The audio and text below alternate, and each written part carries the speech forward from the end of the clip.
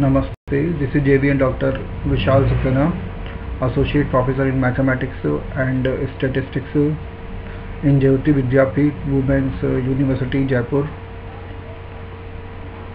Today I am going to discuss on the module practice of ANOVA, two-way ANOVA, and this practical application of the two-way ANOVA is a part of the course Biostatistics under the program of MSc NND, MSc FST, MSc Biotechnology and MSc Microbiology, first semester of the university. And as this biostatistics, which is very important subject and also a part of the research methodology, so that's why this subject, this course is also included in the various other courses, various other programs of the university and different universities. In the today's session we are going to discuss about the part of the practical application, how to apply the two-way ANOVA part in the numerical problems, in the practical questions, and we will find the method by which we can apply the two-way ANOVA, and in the simpler method, and how can it be just applicable for the various different questions, and what are the different applications, and what are the applications of this topic for the practical questions, and how it is different from the one-way ANOVA. Actually, just as all we know that the ANOVA is a statistical technique, method by which we can compare the data sets. We can just compare the means and the variances for the data sets, and the ANOVA is just of the two types, one-way ANOVA and the two-way ANOVA, and also it can be given by the k-way ANOVA. So in the one-way ANOVA, just we are having the one categorical variable, that means one independent variable, and while in the two-way ANOVA we are having the two independent variables, and just we have to see the effect of the two independent variables, the two categorical variables on the one dependent variable. So just in the two-way ANOVA we have to make a table consisting of groups or the treatments and the blocks. So we will see about that, and for this we are required to see the problem, and that's why we are going to share some problems, and we are going to share some slides today for this.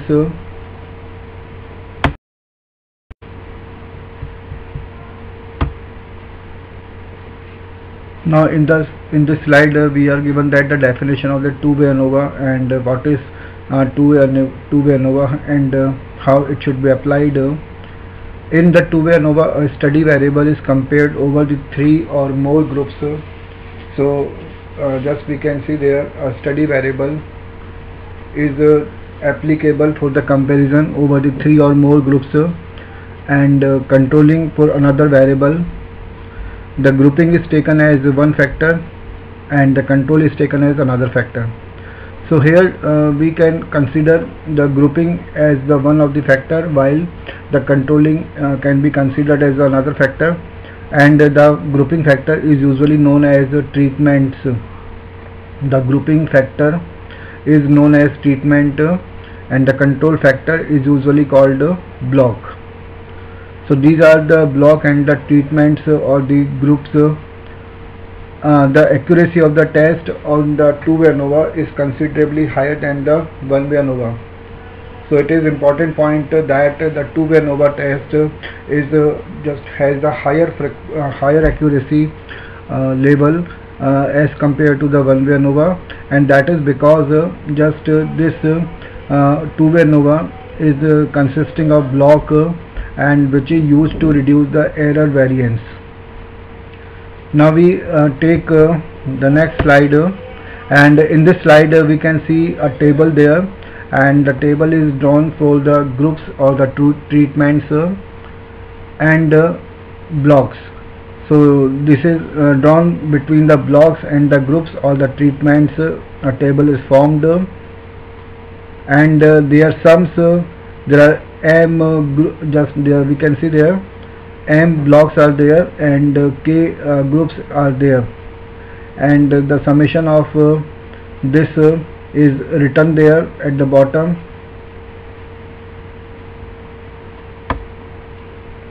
Now we use the following notations: xij, that means ith treatment value from the jth block, and the ith treatment total, that is xi is equal to summation of xij. The jth block total is equal to like xj, and note that k into m is equal to n, where m is equal to number of blocks and k is equal to number of treatments in, and n is the total number of observations in the study. The total variation present in the observations xij can be split into the following three components: the variation between treatments, the variation between blocks, and the variation inherent within a particular setting or the combination of treatment and block. So there are three kind of variations just we have seen there. First is the variation between treatments, second is the variation between blocks, and the third variation in the observations can be defined as the variation inherent within a particular setting or the combination of treatments and block. Now we are having a problem to understand this. A reputed marketing agency in India has three different training programs for its salesmen, but three programs are methods ABC.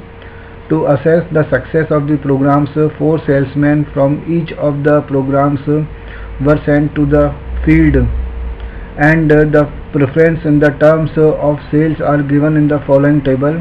So we are having the salesmen, 4 salesmen are there, 1, 2, 3, 4, and methods, these are the different training programs, 3 different training programs like A, B and C. These are the different methods. So test whether there is a significant difference among method and among salesmen. Now start to solve the question. First we have to assume our hypothesis. In the null hypothesis, first we will take as the null hypothesis as H01 and H02. H01 means we will take here mu m1 is equal to mu m2 is equal to mu m3. That means there is no significant difference among the three programs in their mean sales. And H02, that is the next null hypothesis, is it is mu s1 equal to mu s2 equal to mu s3 equal to mu s4, means the 4 for the 4 blocks. And the alternative hypothesis will be as usual, just again opposite to that, and now we take the step number 2. In there just we can see the table again, that the table is mentioned, the data are given. Third step is the level of significance, and we will use the 5% level of significance there. And fourth step, the test statistic.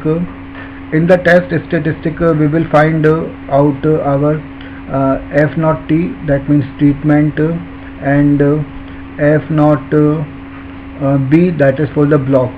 So we will find out the test statistic F0 T and F0 B. So these are given by F0 T is equal to MST upon MSE, and F for the blocks is given by MSB upon MSE. Now next we can see the table for the treatments and for the methods, means the blocks, and the total of the rows and the total of the columns are given that, and now we will see their totals are mentioned and square of the totals are mentioned. So the total, the summation of xij square is equal to 408. The complete summation of xij square is equal to 408. Now next we have to find the correction factor. The correction factor is given by g square upon n, and that is 66 square upon 12, and which is equal to 4356 upon 12. 4356 upon 12, and that is equal to 363. Total sum of squares is TSS, and that is equal to summation of xij square minus CF, and that is equal to 408 minus 363, and that is equal to 45. Next we have to find the sum of squares due to treatments and the sum of squares due to blocks. So these are mentioned by SST and SSB. So SST is equal to like summation of xi square upon k minus CF, that is 1140 upon 3 minus 363, and is equal to 17. While the sum of squares due to block is equal to SSB. SSB is the notation for the sum of squares due to block, and that is equal to summation of x square upon k minus CF. That means 1524 upon 4 minus 363, and on solving it we will get the value as 18. Now next that is the sum of squares due to error. So sum of squares due to error is given by SSE. It is written by SSE, and it is equal to TSS minus SST minus SSB.